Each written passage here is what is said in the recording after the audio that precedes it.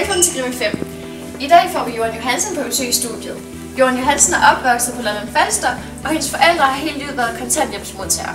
Hendes far er også tidligere kriminel, og det der måske endt ud i, at Johan Johansen i dag har en kriminel baggrund. Vi har nu fået Johan Johansen med i studiet, og Johan Johansen afsoner lige nu sin straf i Københavns Statsfængsel. Johan, jeg vil nu stille dig nogle spørgsmål, og det er helt okay, hvis det er, at du ikke vil svare på nogle af dem, jeg stiller dig. Johan, hvad er det, der har fået dig til at begå den her kriminelle handling, som du har begået? Ja, men altså, det er fordi, at jeg synes ikke rigtig, at jeg passer til det danske samfunds normer og værdier, og så jeg var ligesom nødt til at søge lidt til den her subkultur her, hvor jeg synes, jeg passede mere ind.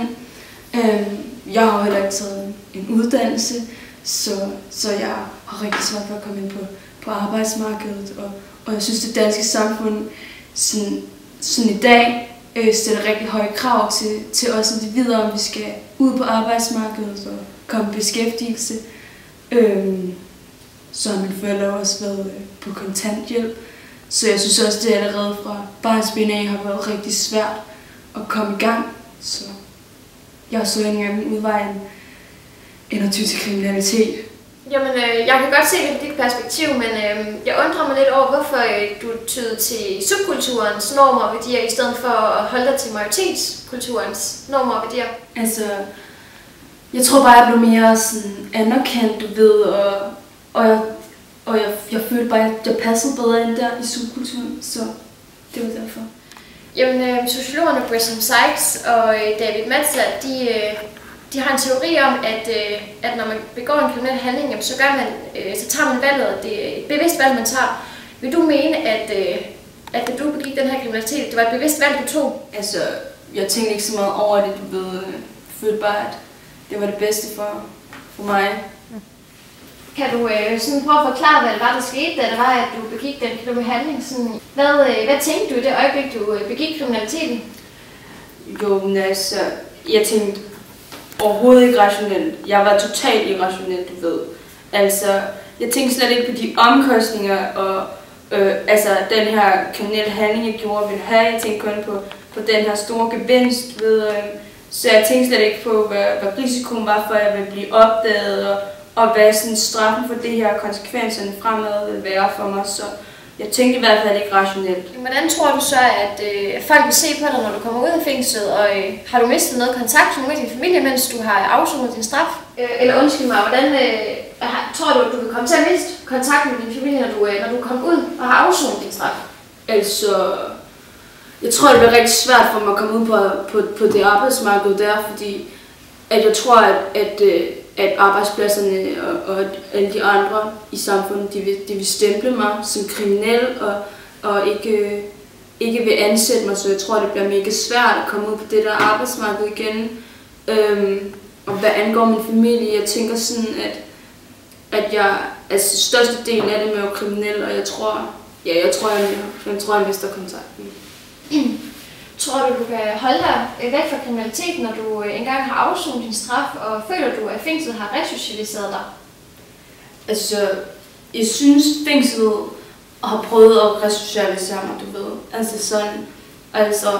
Altså, vi arbejder jo hver dag og så videre, og vi har nogle gode fælles sådan, aktiviteter og sådan noget, og vi er jo også delt ind i forskellige sektioner, så jeg er sammen med nogen, der sådan er på mit eget, du ved, level-niveau-agtigt, ikke?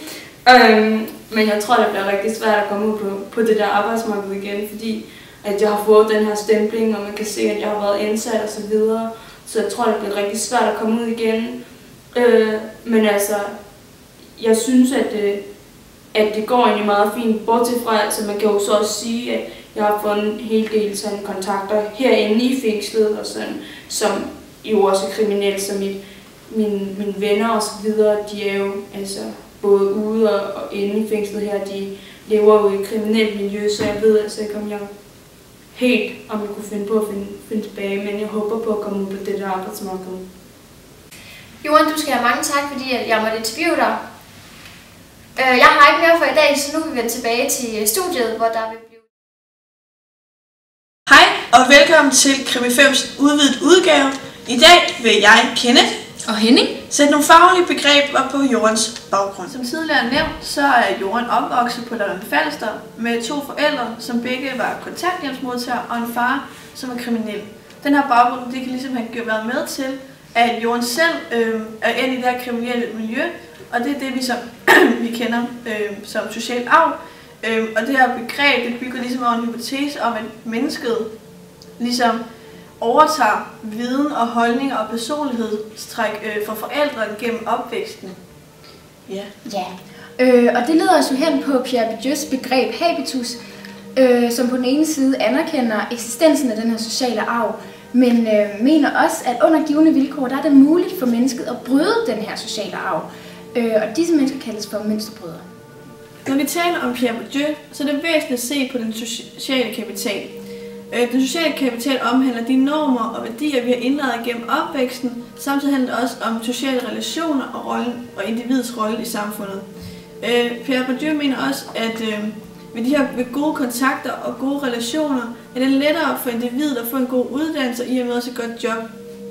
I Jorans tilfælde har hun aldrig følt, hun har passet ind i samfundet og derved ikke etableret gode sociale relationer. Hun har derfor søgt til subkulturen, hvor hun derigennem er kommet ud i det kriminelle miljø og fået forbindelse derigennem. Det leder os videre til den økonomiske kapital, i det den dækker over forældrenes økonomiske situation. Og i Jorans tilfælde, der har begge hendes forældre været på kontanthjælp, og det har gjort, at Joran måske ikke har haft mulighed for at opnå de materielle goder, som hun gerne ville på grund af den økonomiske situation, som der har været i hjemmet.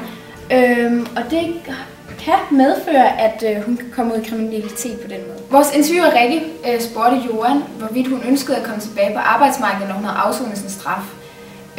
Og der gav Joran udtryk for, at det var et ønske, men der kunne være visse komplikationer, fordi hun var bange for, at hun ville blive stemplet, når hun kom ud tilbage i samfundet.